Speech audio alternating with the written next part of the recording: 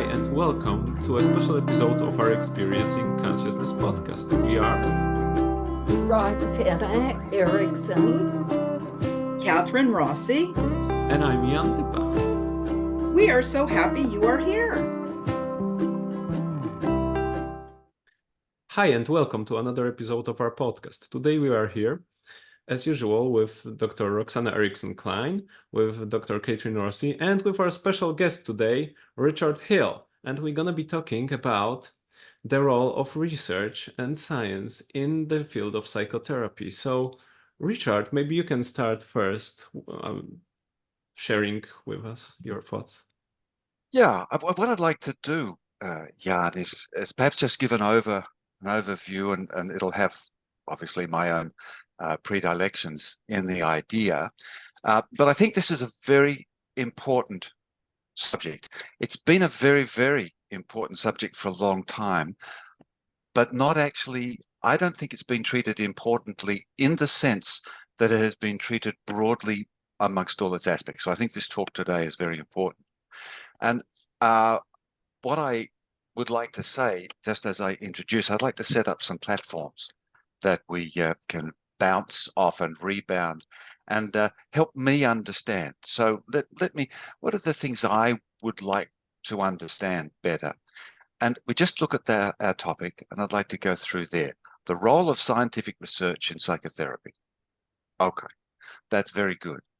So my initial work in research and in study was in linguistics.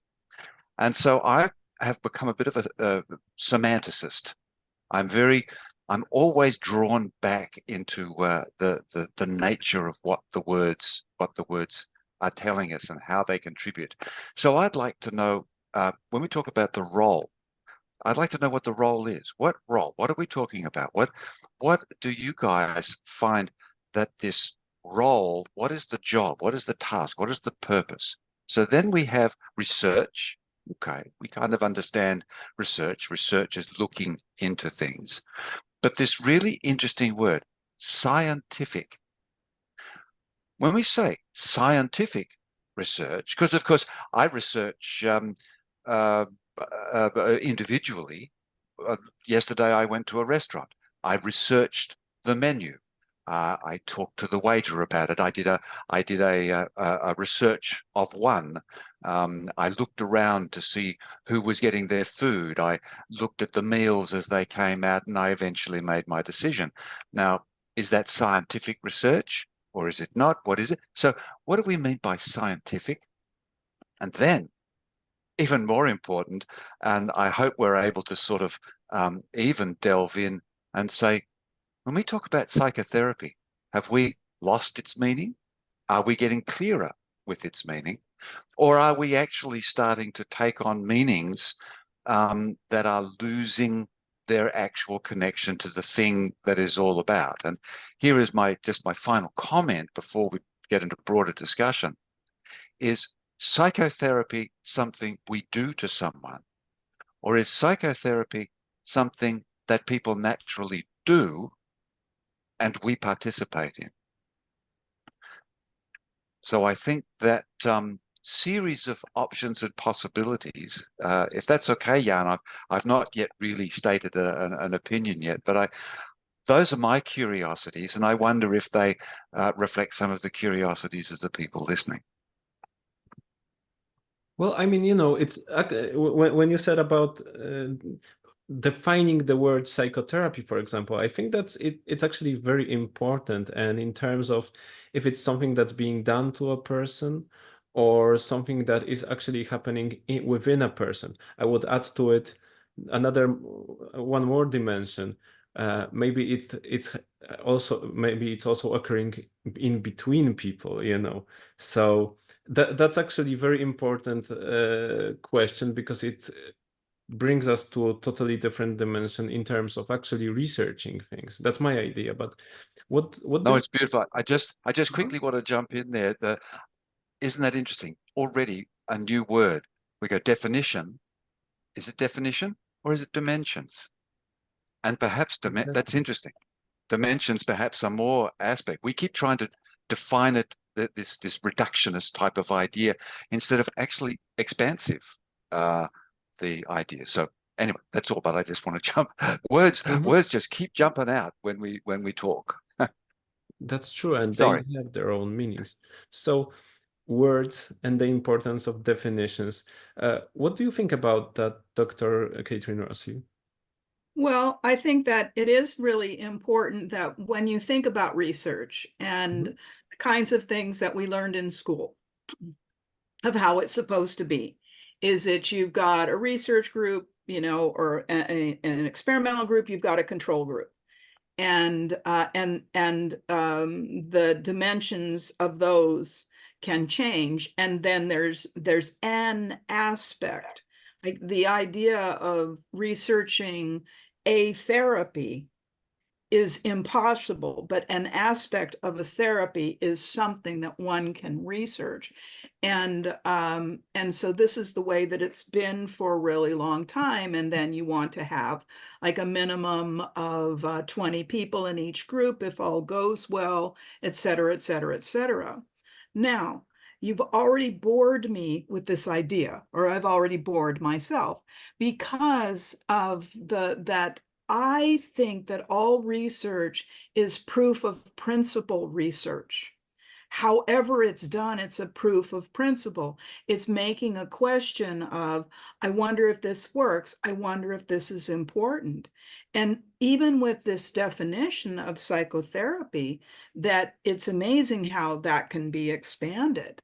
You know, that I'm thinking of when you go to sleep at night and you dream and you're, you know, that things are happening on the inside of you, but you're not having conscious awareness of it. Could that also be considered psychotherapy? You know, even though it's happening within. So my interest is always expansive. It's not this reductionistic sort of thing, but at the same time, in bringing new ideas that are proof of principle, I think is important. And I'll give an example. So that for many, many, many, many years, at least a decade, where Ernest Rossi and myself, we were really interested in how do we find out if there's a gene expression happening within the course of psychotherapy. Like, is something actually happening physically on a cellular level? We could not find anyone to do this research. We went hither and thither and yon, but it was too complicated. Give us the genes you want us to look at, and we can do that. We said, no, you have to do all of them because we don't know. And they said, no, no, no, it's too expensive and whatnot. And then at the time, Salvatore Iannotti said, you know, I think we can do this. It's very expensive. It's proof of principle, but we can afford to do 3 subjects. Now, each subject for each time the gene expression was taken, the sample, that was $10,000. So for 3 subjects, that was $90,000, right? $30,000 each. Could we afford to have a control group of 3 subjects? No, we could not. It needed to be a proof of principle. And what was interesting about it is, so we did this and we found, oh my God, look, it's only 3, but look what happened. Antioxidants got turned on. Anti-inflammatories got turned on. Oh my God, stem cells, the signature to birth new stem cells. We were so excited to say, you know what? If it's a good therapy, we only used ours, but it could be others. What if we're actually changing things on a cellular, molecular, genomic level? Now, came time to publish it. No one would take it. We tried for close to 2 years. And they said, no, it's not a good enough study. You know, you don't have a control group. It's irresponsible. It's this, it's that, it's the next thing. And then finally there was a group at Harvard that they did the same sort of thing, but they had a lot more money than we did, grants, et cetera, and they were able to publish it. And when they were able to publish it, then we were able to publish ours. But I have a love-hate relationship with the research community, because if we want to be innovative, then we need to at least have the opportunity to be able to bring these things forward.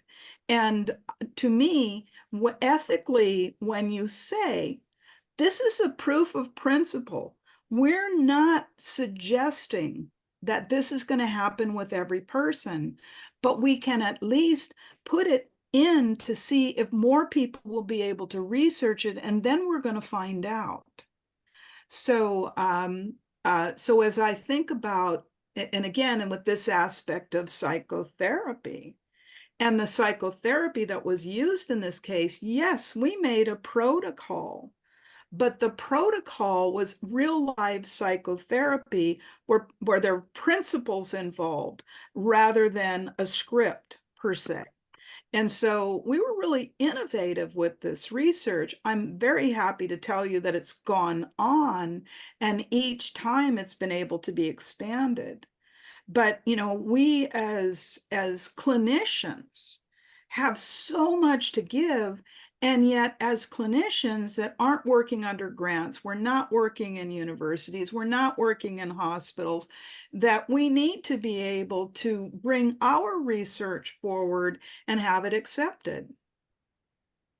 Well, you brought up so many different things. Richard started with the definition of the words, with so many precise things to start with, and then you said you said so many things that I don't think I am even able to recount all of them. The importance of research, the proof of principle idea, the struggles that we have, the difference between research and clinical applications, and the importance of bringing those two together. So many things. So, you know, it's so many things in just one statement. I mean, you know, it would be so great to expand all of these, but I'm also curious, Dr. Roxanna Erickson, about your ideas, and you know, what would you like to add to all this conundrum of ideas here that we're starting with? Well, I do want to congratulate Richard on raising these fundamental questions about what is research, what are we asking, what are we looking for, what are the expectations, and how does something like this come about?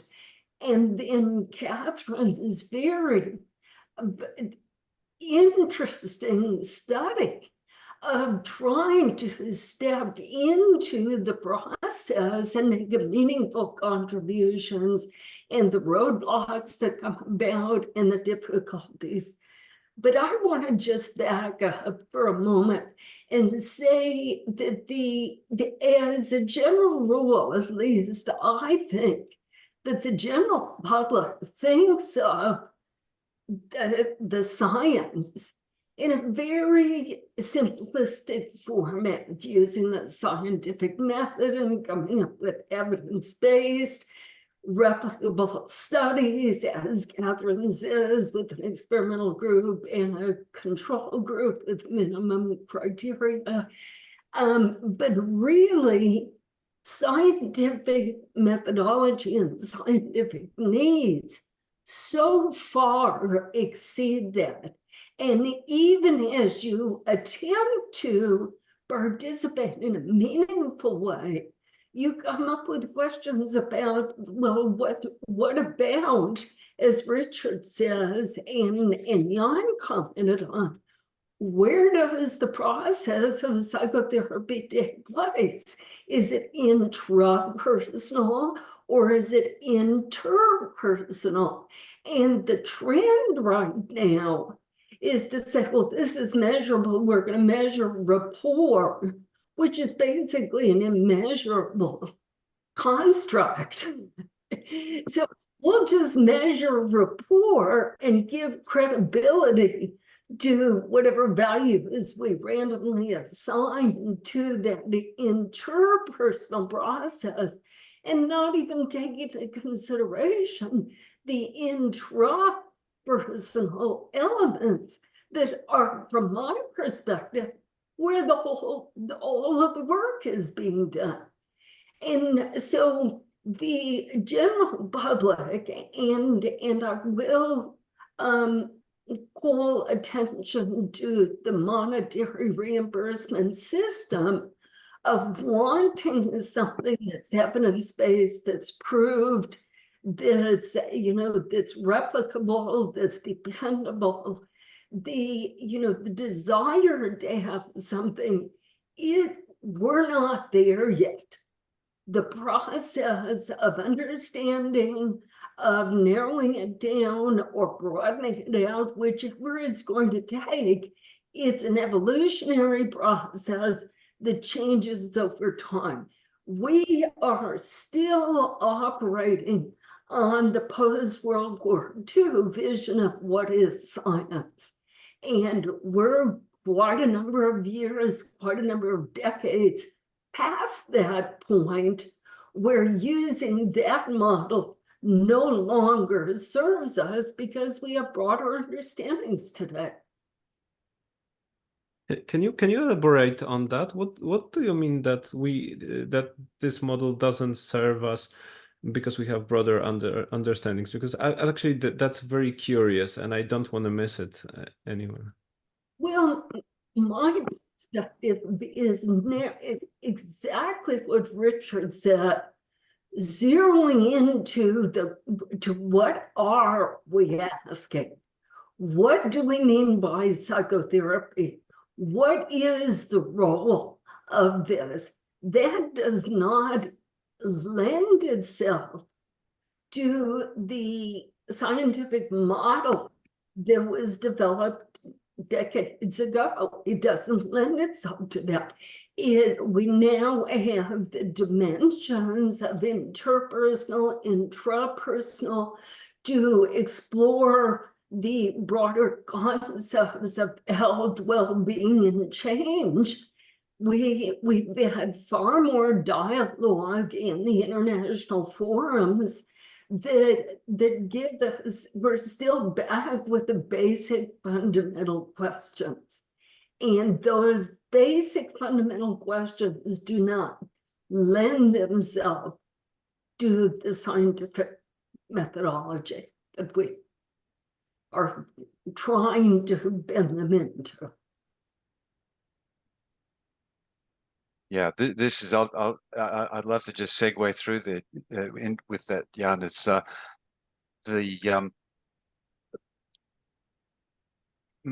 actually quite vigorously advocate that the tail wags the dog now, because what we do is we get an individual. We have individual performance, and so I like to think that I have the capacity to repair and heal my own well-being. I have a capacity to do it with biological and bacterial and virological problems through my immune system, but I also have mental capacities that allow me to resolve my difficulties and resolve and learn. And so these are just obvious natural capacities. Now, if I don't resolve my difficulties and I don't learn, I get barriers and problems and issues. It means I have to resolve those difficulties and learn later.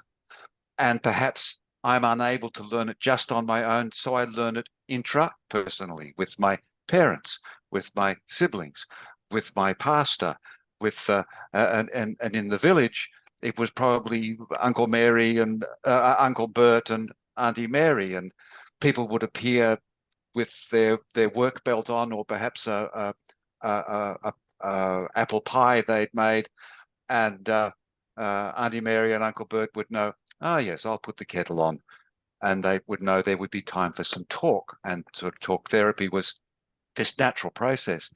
But we've actually understood, or had the argument, and had those who were interested in the idea that that therapeutic practices and interpersonal, intrapersonal, and then just broad environmental, social ecology, as we call it. A couple of my degrees are in that area. Just broad experience in the environment are beneficial. There's a number of studies that show having some kind of therapeutic process is better than not having it. But we've had what was dubbed, it's been dubbed the dodo effect, back from Saul, oh dear, pardon me, I've forgotten his name, but back in the 30s and 40s, that's saying that even though therapies are effective, no particular therapy is necessarily more effective than any other. And I've heard a rather uncomfortable argument that the difference between the broad acceptance of CBT as different from the broad acceptance of REBT, which from Ellis, from which CBT really was a co-emergent, if not, sometimes Ellis says Beck got it from me, but even still with those co-emergents, what is the biggest difference? Beck was better at raising money. And although that's a harsh argument and there's more to it, it is a point. There was more research done on CBT, and it's exactly as Catherine was saying. You get a good bit of research that establishes something of curious interest, and then people say, oh no, but it has to fit these models. It has to fit these practices. It has to fit these. Suddenly the tail is wagging the dog. The main aspect that I'm just looking at here is this idea of where did we get the idea for these therapies? People say, oh, Aaron Beck developed CBT. No, well, Aaron Beck created CBT. No, he didn't. Aaron Beck recognized, saw it in human beings, isolated it, and developed it and created a protocol. Excellent. And the way I example this, I won't go back to Shakespeare. I don't have to go back that far. I just have to go back to the film It's a Beautiful Mind. It's a Beautiful Life with Jimmy Stewart. And I don't know whether people remember, but he's this lovely fellow, works in the bank. Suddenly there's a financial disaster. Everything goes wrong. People can't get their money. He's made a mistake. It's terrible. Oh my gosh. He starts to believe it's his fault. He goes down to the bridge and he's about to throw himself into the river, believing that if he kills himself, that the insurance policy will then come in and everybody is resolved. The angel comes down and this funny little fellow and says, no, well, okay, well, let's see what it's like if you were never born, takes him through the village as if he'd never been born, all these terrible things. His wife is a spinster, they got no children. And this belief that he has is totally rocked. And he realized it's an improper, it's an unrealistic belief. And he changes his belief. Then everything goes wonderful and bells ring and angels are born and all the money comes in. But fundamentally, CBT. 10 years before Aaron Beck ever thought of it. I'd never conceived of It's a Wonderful Life in this way. Thank you, Richard. I mean, it's that I am enchanted, by this story, and that there are some elements of various therapies that are easier to make simple. When it comes to the therapy of hypnosis, for instance, it's not so simple as it is that if you think this, then this, then this, if you think this and associated with the behavior and whatnot. And I'm always amused. I really liked Aaron Beck personally, he's a wonderful, wonderful person. And the last time I heard him speak, he said, first you have the thought and then you have the emotion. And I was sitting in the audience thinking, no, I don't. It's like, I don't work like that. For me, the thoughts are the last to come.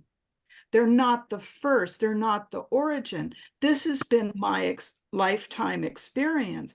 I'm not saying that he was wrong. I'm saying that I have a different experience. And then the initial studies that were done on CBT were done on psychotic people and helping psychotic people. Now, if you're working with someone that's hallucinating and they're psychotic, it's better to start with a thought and followed by a behavior. This is excellent. This is really, the application is fantastic. It's when it gets generalized everywhere. Because of this research, you read this research of how valuable it is in this situation, and then you start to make a generalization of it. And not that it doesn't work for a lot of people. I really respect it. I really do. I'm built differently than that. That I find that when I've been involved in it, it's more like there's a logic and being kind of told what to do. And if you tell me what to do, you've lost me right away, because I need to have that to come from within.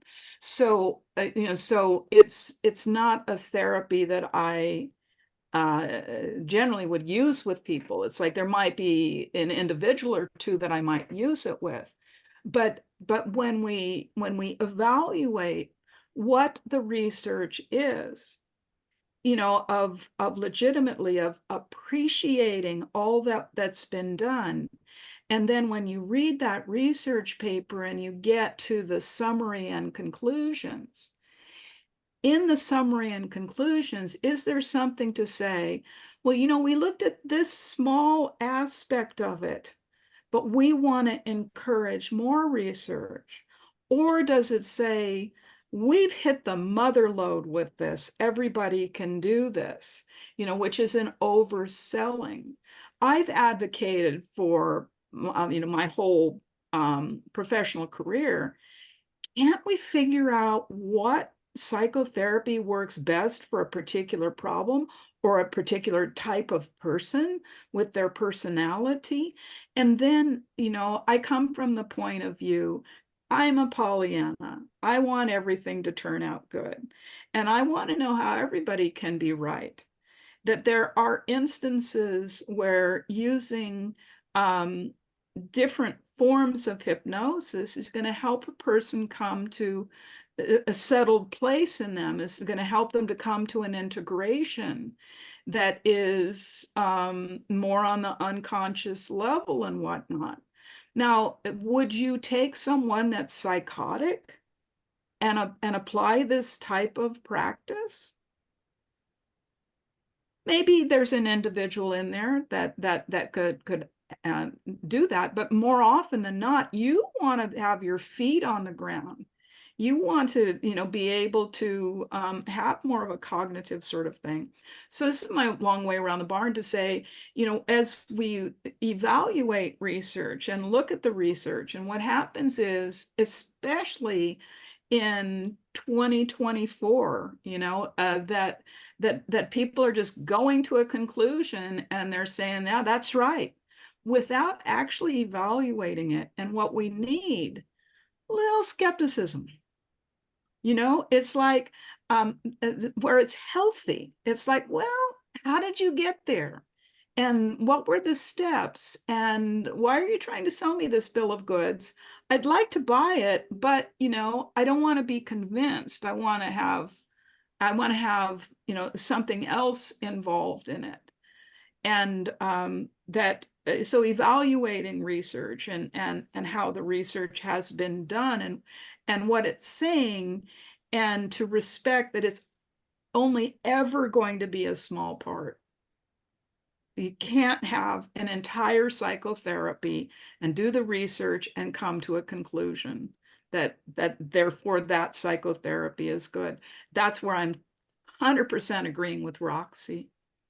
Well, to develop that even more, the last time I actually heard Dr. Beck speaking, I think he kind of agreed with what you just said, because he said that someone actually asked him how he views the future of psychotherapy. And he said that in his idea, the future of psychotherapy would be that there's gonna be no approaches, but that we will be able to kind of do research in such a way that we will be able to actually figure out what kinds of treatments are the best for particular problems and particular types of personalities within that problems. And so you will be able to kind of have way more specific ways to actually come into the conclusion what's the best treatment for a particular problem. So I think you are in this in this way you are in agreement. I think that's a beautiful vision of the future.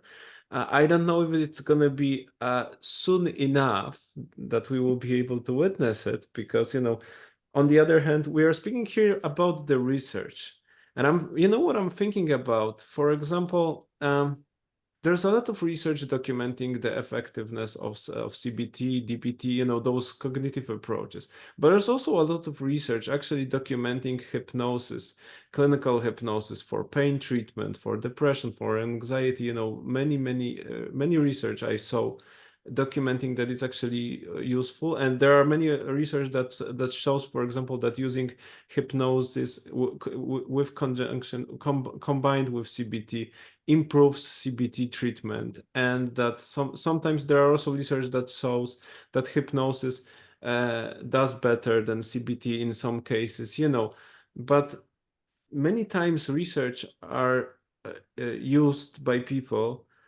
to support some kind of agenda that is not connected with the research itself. So you use research to say, my approach is the best because it has the best research, but when you ask them what the research are, they don't know.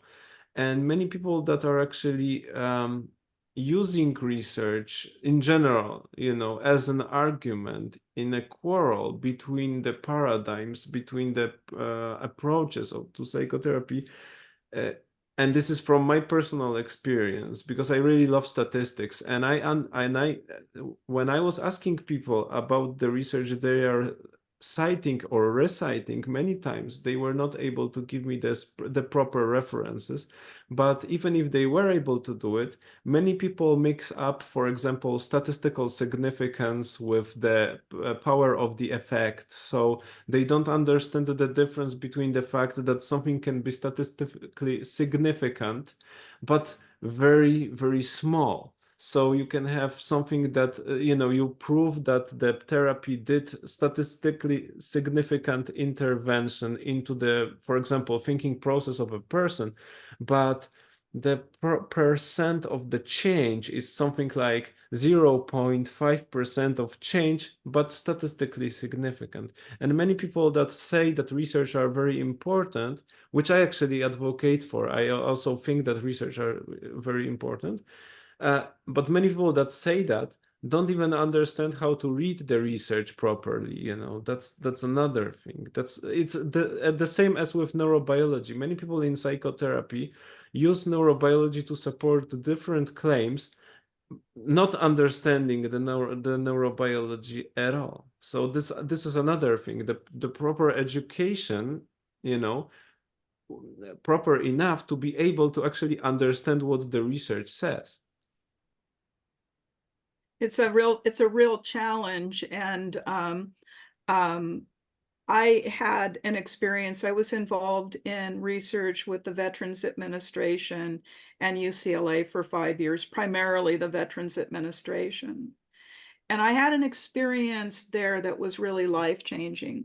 The research was done on schizophrenics and bipolar people, vets, they were all men, and giving education, and would education help them, that sort of thing. And each year the government gave millions of dollars into this research because they thought it was really important. Now, logically, when you give people education, that that yes, you give them a place, you give them community, you give them education, that the chances that they're going to be more stable, logically speaking, that this is good. And so they were trying to prove this. So there was a person that was hired really to do the data entry, a fantastic man from another country, and he was curious, how did government work? So he took this job. And he was overwhelmed, brilliant. He actually was getting a PhD in economics at UCLA at the time. So he's a brilliant, brilliant man. And so, but he was overwhelmed. And I said, oh my God, I'll meet you there, for a couple nights at the VA, and I'll do data entry with you. And I was looking at what was happening, and there were so many holes. There were so many, it wasn't like a complete filled out form. None of them were. And I looked at him and I said, listen, you got to quit this job before this study is over, because none of this stuff can you analyze statistically. There's too many holes in it. This is done so poorly, and you're going to get blamed for it. And he came from a really wealthy family, and they're going to sue you. And they're going to blame you for this. They're going to sue you for this. I was absolutely horrified at the pinnacle of a place for research that this was happening. And I knew the principal people involved, and I knew that they knew there were all these holes in it. So it gave me a different perspective on this, that I want to believe in everybody. I want to believe in the genius of them. I want to believe in the research and this and that. But when there is this abominable situation, and they wanted their research departments to continue. We're talking millions of dollars, and that was in the 90s that this was happening. But it gave me this different point of view, call it a jaded point of view, if you will. But it's like, how do we trust the research that we're reading, that we're studying? How do we evaluate that? And I chose not to be a whistleblower on this, right? I just warned my friend, and he was shocked. He didn't know about this. And I saved him. He did leave, sued her. They did try to sue him. It didn't work. So I dislike being correct in situations like this, but I was. But I bring this to the attention of everyone, is that, when you're reading something, that we want to just say, yeah, this is significant. Isn't this great? But then you, Jan, are bringing in the 0.001, the 0.05, that makes things statistically significant. And that I think it's incumbent upon those that are interpreting, those that are writing these studies up, those that are doing the literature reviews on these things, where they're looking at hundreds of studies. How are you evaluating that study? And then, of course, does it make logical sense? And who is it that's going to be the beneficiary of this? Is it biased? Is it tainted? So I just bring this unusual situation that I was involved in, that I would not have been involved in had I not been compassionate to my friend, who was working till 4 a.m. trying to get all of this data in there. Well, I want to make a remark that all 4 of us have a great deal of respect for scientific experimentation and research. All 4 of us do, as professionals. We do read the studies, we do read the literature, and we do look at the outcomes. And we do have the capacity to pick out the weaknesses and the holes and the limitations, because that is the nature of research, that it's imperfect. That's what's out there, is a bunch of incomplete, imperfect studies. I would like to comment on my own passion for research. I want to know, what is the statistical probability that I'm going to achieve the desired outcome with whatever it is that I'm doing. I want to have some hunch or feeling or realistic assessment of the work that I'm doing as being contributory towards desirable outcomes. So I just want to say that when I had an opportunity of doing some stop smoking groups, and I did my own personal study of offering these Stop Smoking Now groups, and did an informal, convenient sample of the first 100 people that I was able to get their names and contact information, etc. And what I was offering was a single session Stop Smoking Now intervention. And then I was contacting the participants 30 days later. I'm not going to go into a lot of details as to the facility where it was offered. It was free of charge, and the population was primarily a substance abuse population. And I don't think, very, very few of the people that participated in that group had entered with the thought that they're going to stop smoking nicotine at this time. They just, like me, saw the chance and decided, well, let's go for it. Let's see what happens. Because it did say Stop Smoking Now with hypnosis. And so a lot of people just dove in for the hypnosis experience.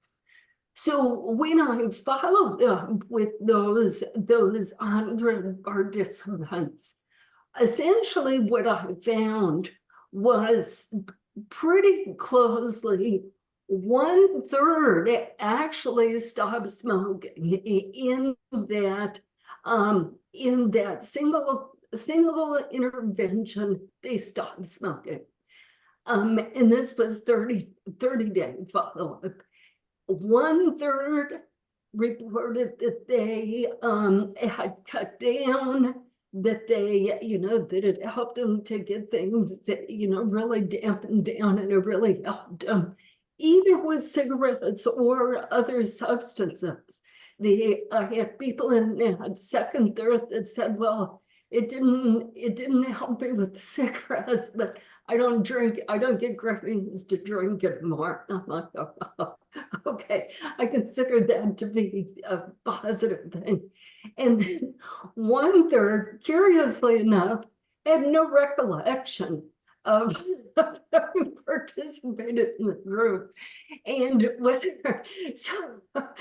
which I found completely amusing. They were just, and those were the first 100 that I was able to contact for follow-up. I would reach out to more people than that, but they're, not counting the ones that were lost to follow-up. But it was pretty evenly divided, successful, good outcomes, and no awareness whatsoever. And so that was sufficient for me. It was close enough. I never published that, never wrote it up or anything like that. I did use it to fortify my own methodology, because when I called them up afterwards, and the ones that remembered I asked him, well, what did you find to be the most useful part of whatever I said? So I got a lot of useful feedback from my methodology. But having some degree of concrete information, as imperfect as it is it pushes the clinicians and the healthcare system forward. Now, when we're dealing with the business of psychotherapy, then we're bringing in additional variables. And for what was said about the future of the CBT having designated approaches or some other therapies where you have kind of a recipe type, this is the chief complaint, this is the problem, this is an approach that's going to make it work. We're closer than you think with the AI algorithms that are coming right along. I think we're going to arrive at dealing with that. I don't know what the outcomes are going to be, but I think we're going to be dealing with those algorithms, but I think they're more likely to be AI generated than they are, you know, any reductionistic, real thoughtful way of figuring it out. But I do again want to make a point that Catherine made. The individuality of perspective, the individuality of experience, to me, is the heart of psychotherapy. Yeah, I mean, there's so many thoughts. I'll try and collate things without wandering too far and keep in the frame. But this is a bit of the element of talking about It's a Beautiful Life. It's saying we look at the individual, we draw out something, we find a generalizable theory and protocol, but then what we do is we then try and implement the generalizable protocol back onto an individual, and so we de-individualize them. It was interesting with motivational interviewing, which was developed out of, you know, if we just ask less, you know, more open questions, if we make it less specific and less the interview make it less detailed and demanding, that you know, that more things will come out, which of course is what they found. But what they also found was the more they then methodologized, the more they created a specific method, the less the motivational interviewing intention was in effect. And when we go back to It's a Beautiful Life, I started thinking about CBT, but also in It's a Beautiful Life is somatic therapy, is emotional focus therapy, is narrative therapy. There's even some DBT in there if you watch the film. And interestingly, Ernest Rossi would do this with Milton Erickson. They would do a process. He would be there. Ernie would take notes and recordings. He would go back, because they would meet, you know, once a month. They would meet for a week. Ernie would go back, work on it, write some things up, come back and sit with, and this is, you know, correct me if I'm wrong, but sit with Erickson and say, oh, and at this moment you did such and such a process, and at this moment you did such and such another process, looking for Erickson to say, yes, that's right. Strategically, I brought that, because Erickson was very well known in his relation to strategic therapy. You know, strategically, I preempted and added that stuff. But more often than not, Milton Erickson just tended to say, oh, yes, you know, sort of, well done, me. And I think this is, I'll just use one metaphor, last metaphor, Jan, and I'd like to come back to you. But to me, the way in which we research psychotherapy could be kind of gathered in, and the problem with it, related to a mechanic working with a motor car. And there's a couple of wonderful scenes in some driving films that I use to example this. But a mechanic will look into an engine. There'll be something not working properly. And for some reason or other, a clunk, a clink, or something, intuition, whatever. He looks at something, I go, that bit there doesn't seem to be working, and he'll pull it out. So he pulls out the carburetor, let's say, and he takes it across, and then he investigates it, and he delves it, and develops it, and he changes it, and and he makes a much better carburetor. He solves a lot of the problems that the carburetor was causing to the engine. Now, in the context of psychotherapy, he would then put a fence around that, give it 3 letters, isolate it, say, that's mine, this is what makes a car work, and charge you $50 to use it, commercialize it. But what a mechanic does is quite surprising. He simply gets the carburetor and puts it back in the car, back in the engine, back in the overall element.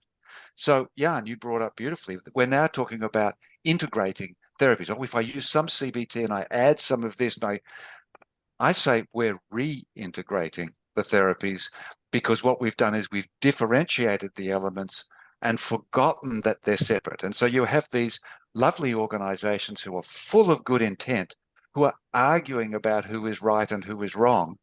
And what is lost is the individual that they came from, is the human being that they came from, which then ties into what Catherine's saying, with all the things of what am I doing at the right time. And in the research that I'm doing on what we call client responsiveness, the difference between intervention, strategically or determined intervention, and appropriate responsiveness, as Bill Stiles calls it, in the moment, in relation to the client's capacities and the therapist's capacities, the intra of the client, the intra of the therapist, the inter of the relationship, and also that work that goes on in between, that the future of psychotherapy is the past of psychotherapy. And what we have is we have this middle bit where, for a lot of reasons that are good and some that are now becoming interfering, we have looked to divide everything up. And that's a good thing. But it's a bad thing because we haven't put them all back together again, and now we're beginning to again. So research has been vital to examine, as Prigogine said, you differentiate the elements so you can discover the potential that you cannot see when they're all combined. And the last sort of comment to say is that the main problem that we suffer in all modern thinking that we find limiting is that it's linear, and we don't think in the context of systems. And the more we start to think in systems, and we understand that this is, we're looking for different qualities, not quantities, qualities, from which we can then understand the quantities in a slightly different way. So the beauty of all this discussion is saying, wow, we haven't found it yet. Let's keep working. Let's keep being interested. As different from, as you were saying earlier, Jan, that there are organizations who are firm, fixed, and rigid in their things, saying, we are the better process, instead of going, oh, we could be better, we could change, or we could develop.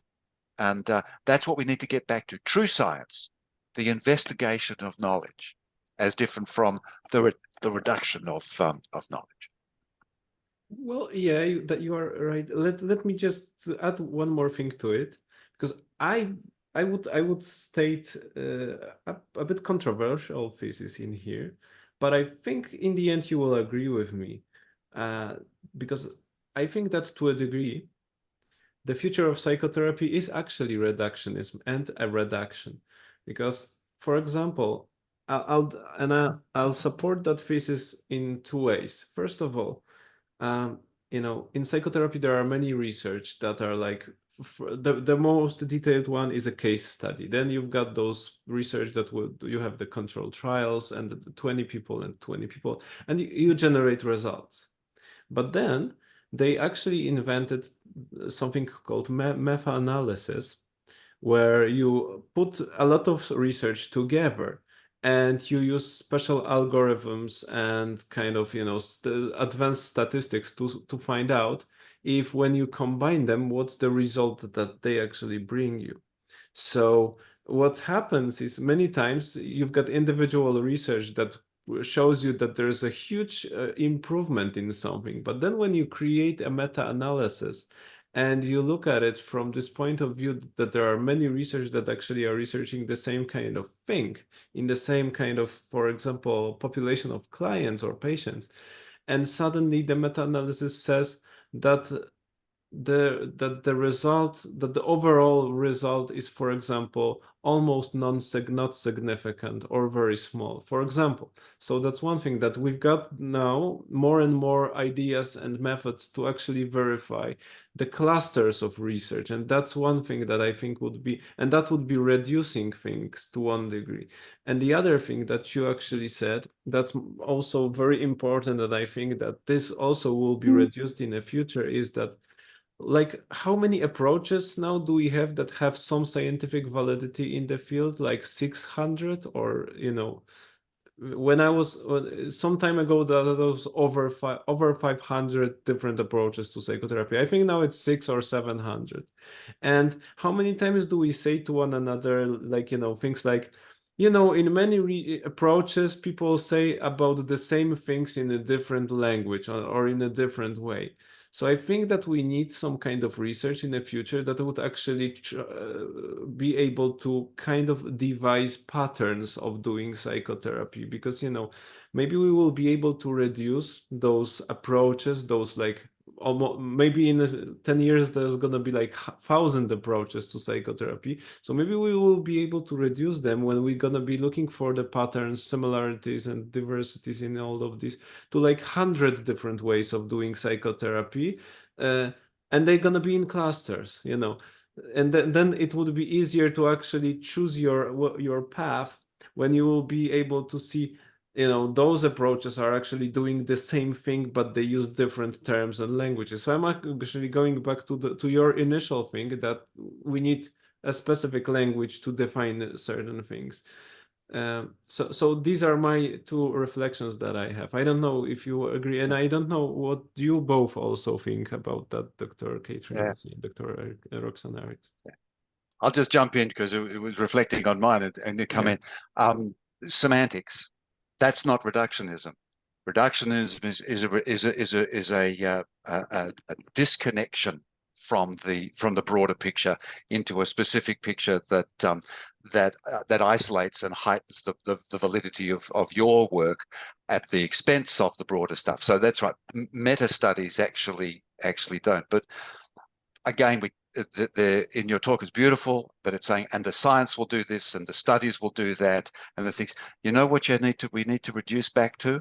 We need to reduce back to the source of the information, which is the client. Because every single bit of information, every word in every book, if you knew them all, if you had memorized all 650, 700, I think it's 780 was something I saw, but some of them are weird. But if you had memorized every single one of those, that client in front of you is not any one of those. Mm-hmm. That client in front of you is the unique expression of their own need, of which those 750 bits, how many parts are there in an engine? It's the bringing together of the engine, as you say, then knowing which parts to reflect. And so, but hold this space, wait for the development of, hopefully my research will bring forward that other thing, is that it's the co-creative engagement. And that's really what I'm talking about. The science co-creative with the expressions of the client. So that's that other stuff. But I know what you mean, but I think actually what you're actually talking about is more expansion by meta studies than reduction. But the principle of what you're saying are absolutely wonderful. Yeah. Just some semantics. That's all. Mm-hmm. Well, I instead of reductionism, I think of it as integration. I agree. And I think that's kind of fun, 780, different therapies and counting when it is, as I agree with Richard, that it's that individual that's in front of you is what's important. And that do we need to take some of the wisdom from, let's just call it 780 methods? You betcha. You know, man. And I like what, Jan, what you said about, you know, is to create clusters, you know, so that you know, we have a handle on how we can approach things. And so how we can grow as individual therapists, and to be able to pull out the best of what it is, and also to, you know, to take a look at what the origin is, and to see if in this particular way, in simplifying how how how do you create a method, for instance, you know, but then to simplify of what's, you know, what's involved in creating the method. And of course, I know I say this every time because I just love it, is that I seem to find that if one can apply the 4-stage creative cycle within each one of these 780 therapies, that might be what integrates them. And because in each one, the 4-stage creative cycle might not be in the same order. But I have a tendency when I'm trying to evaluate things, that's how I'm able to do it. And then how can that be numinous for someone or someone's, you know, of I'm thinking of a PhD dissertation, of creating clusters, and how much fun that could be on a team of people. And that you know, to create that which is fascinating, mysterious, and tremendous. And isn't that what we really want to do? Isn't that what we want to bring to our field?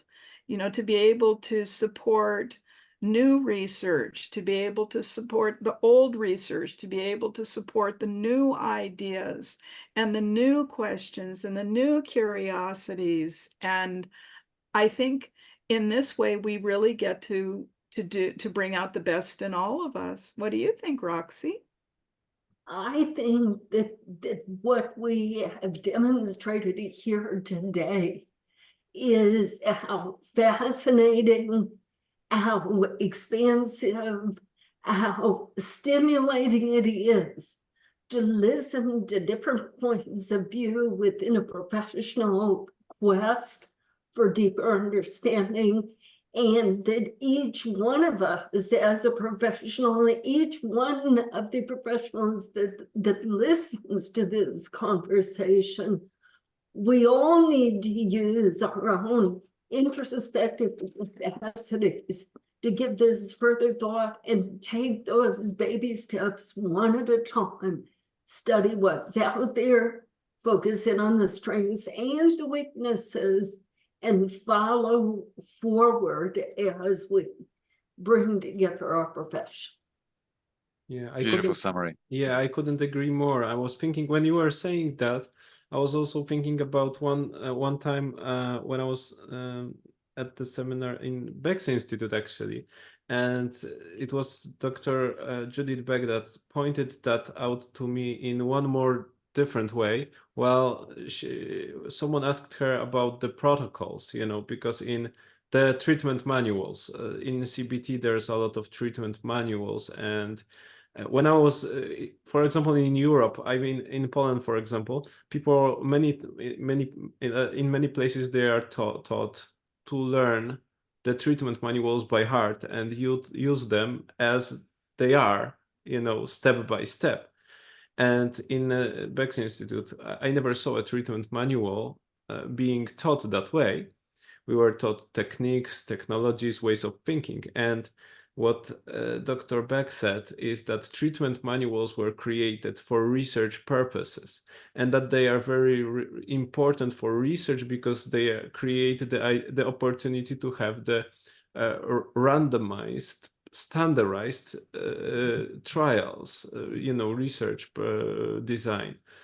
And they are created for that, not for being utilized that way in a clinical practice. In a clinical practice, as she said, You are meeting with a particular client. You do an individual conceptualization of that client and of their problem in your head, based on your observations and everything that happens within a moment. And you utilize the principles that are in the treatment manuals, the techniques that are there, based on this individual conceptualization. So I think that this is also one more thing to state what you are saying, that and how I understand what you're saying, that we have the research to kind of bring us further understanding and slightly move us forward towards some truth.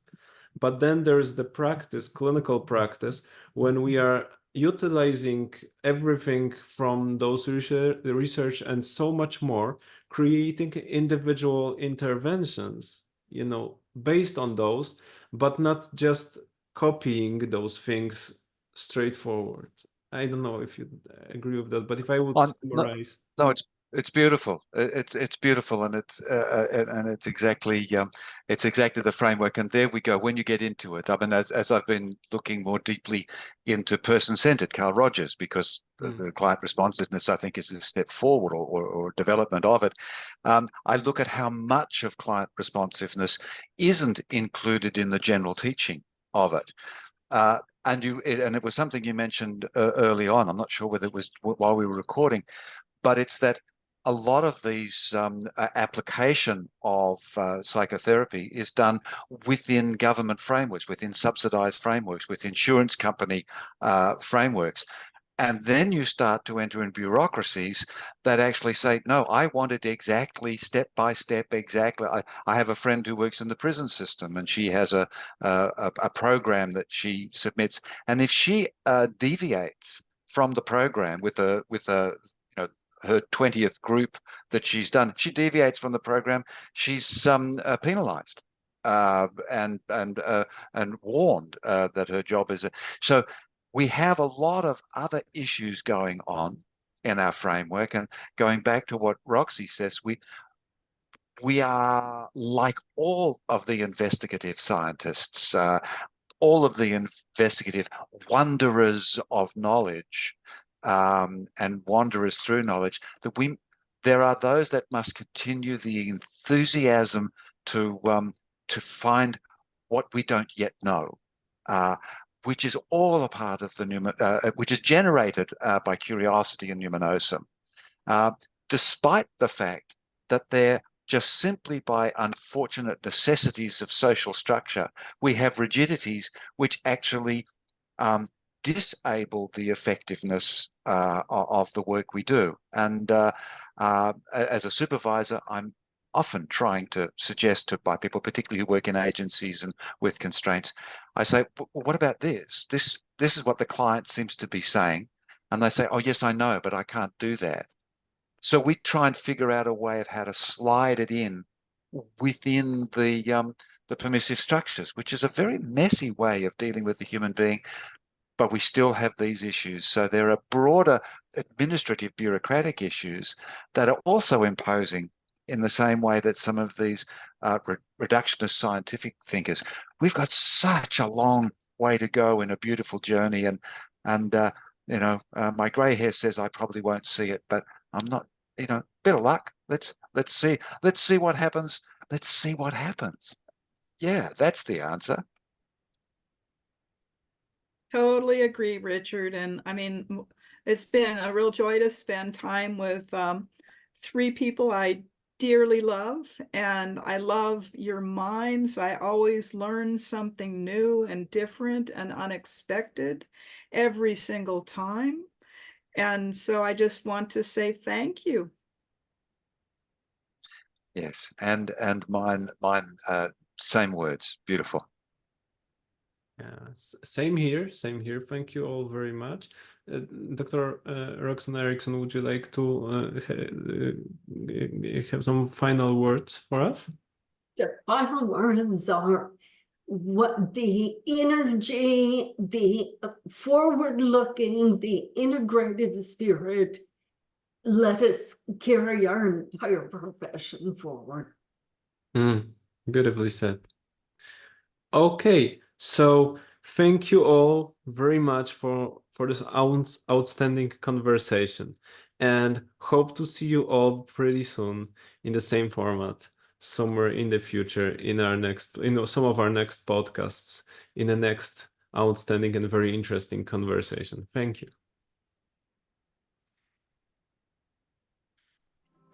This was another episode of our Experiencing Consciousness podcast. Thank you for being with us.